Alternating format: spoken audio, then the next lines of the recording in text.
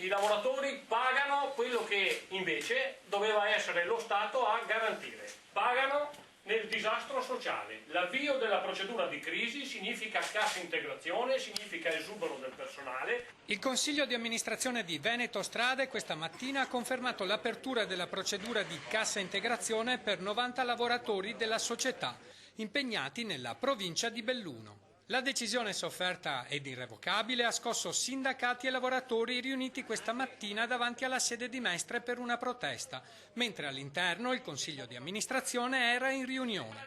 Dura la risposta del sindacato. Sì, assolutamente stato di agitazione e di mobilitazione dei lavoratori, di tutti i lavoratori di Veneto Strade.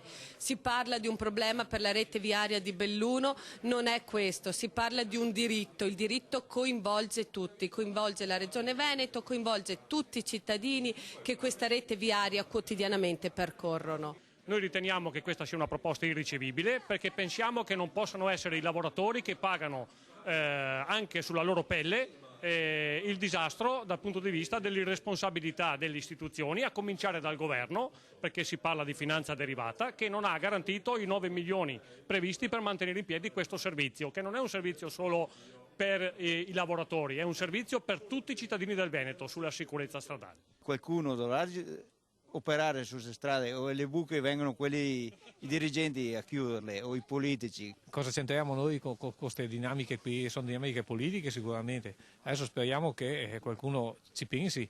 Secondo me è un po' in ritardo, dovevano anche pensarci prima.